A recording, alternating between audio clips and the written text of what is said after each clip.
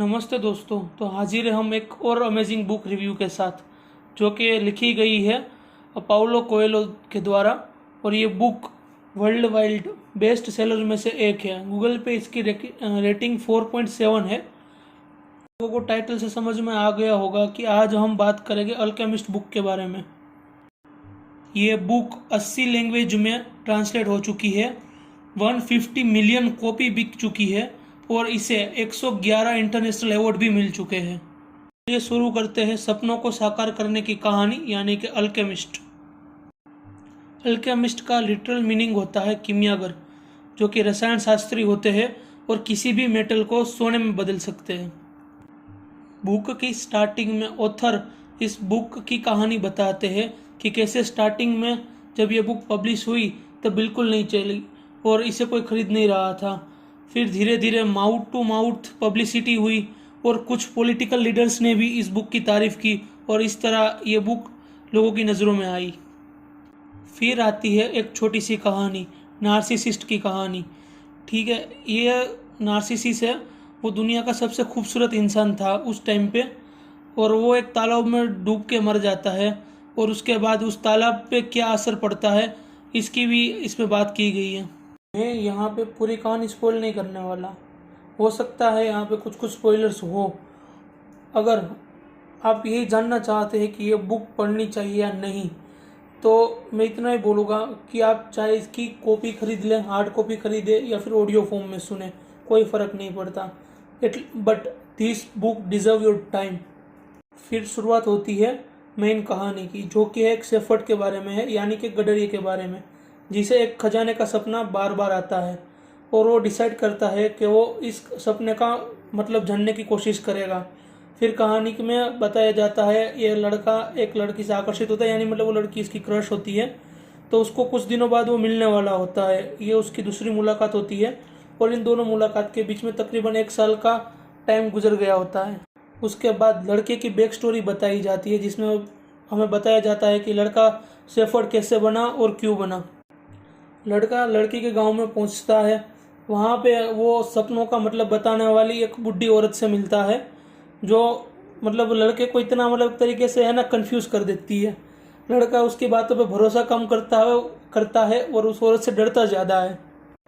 उसके कुछ समय बाद उसी दिन दोपहर के टाइम पे एक राजा लड़के से मिलता है। राजा सिविल ड्रेस में होता है, लड़का पहले तो उसे पहचान नहीं पाता, पर बात होती है। फिर वो राजा लड़के को इंस्पायर करता है कि उसे अपने सपने का पीछा करना चाहिए, कि मतलब उसको पूरा करने की एटलीस्ट उसे कोशिश तो करनी ही चाहिए। फिर ऐसे शुरुआत होती है लड़के के सफ़र की, अपने खजाने की ओर, अपने सपने को पूरा करने की ओर। लड़के का नाम होता है शांतियागो। ठीक है, ये एक फन फैक्ट है कि इस पूरी बुक में लड़के का नाम बस एक ही बार लिया गया है, उसके आगे उसको शेफर्ड या फिर एक लड़का इसी तरीके से उसको संबोधित किया गया है। लड़का अपनी कुछ भेड़ें बेच देता है, उससे टिकट खरीदता है और अफ्रीका पहुंच जाता है। वहाँ पे बंदरगाह पे उसे एक चोर मिल जाता है। लड़का उस पर भरोसा कर लेता है, वो भी सी बात है, उसे पता नहीं होता कि वो चोर है, और वो उसके सारे पैसे लूट लेता है और फिर चला जाता है। ये अपना लड़का है बहुत निराश हो जाता है और इन सारी चक्कर में पूरा दिन निकल जाता है। दूसरे दिन सुबह लड़का उठता है, वो उसी बाजार में ज़मीन पे ही सो गया था, और हिम्मत करके आगे बढ़ता है। वो शगुनों को फॉलो करता है और इसी तरीके से उसकी जर्नी का एक पड़ाव खत्म होता है और दूसरा चालू होता है। उसे कांच के बर्तनों की दुकान में काम मिल जाता है। लड़का वहाँ पे बहुत मेहनत करता है, वहाँ पे बहुत कुछ सीखता है, और इसी तरह वहाँ पे 1 साल और बीत जाता है। और वो कमीशन के पैसे मतलब जोड़ जोड़ के जो सामान बेचता था उस पर उसको कमीशन मिलता था, मतलब उन पैसों उसने इकट्ठे किए और फिर वहाँ से अपना सफ़र आगे चालू किया।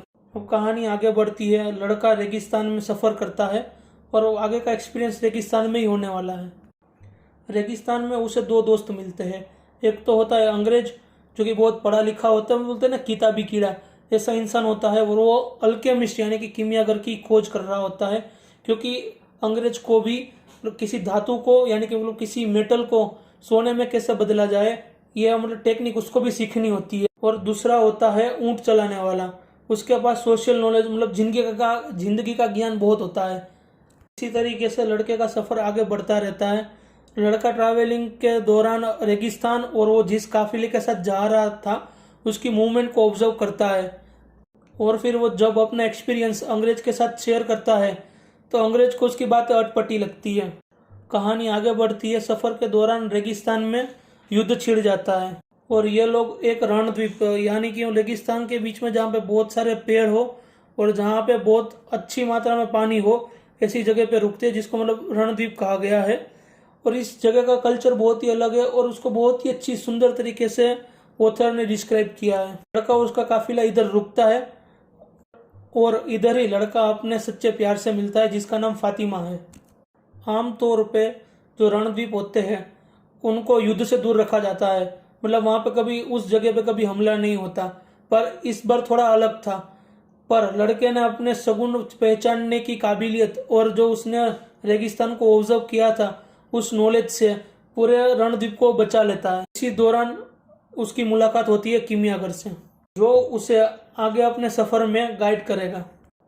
ये लड़के और अल्केमिस्ट के बीच में जो मतलब डायलॉग्स होते हैं उसको मतलब एक तरीके से है ना क्या बोलते हैं फिलोसॉफिक वे में प्रेजेंट किया गया है।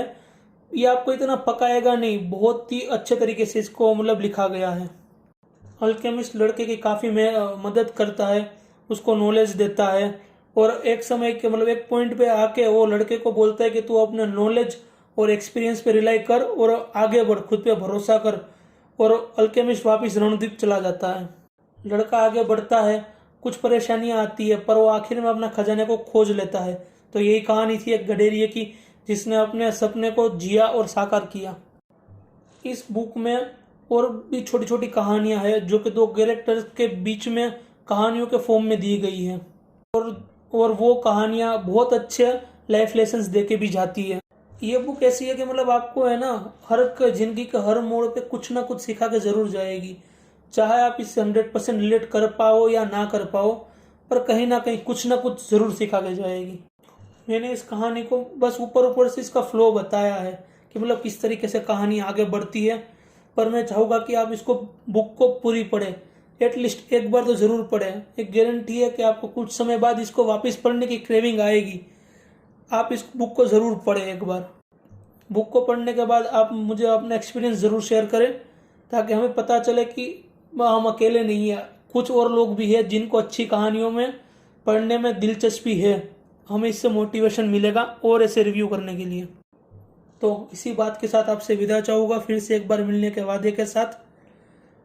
और एक रिव्यू आएगा, ठीक है, मूवी का भी आ सकता है, बुक का भी आ सकता है, मैंने अभी कुछ सोचा नहीं है पर जल्दी आएगा। तब तक एंजॉय करें, खुश रहें, धन्यवाद।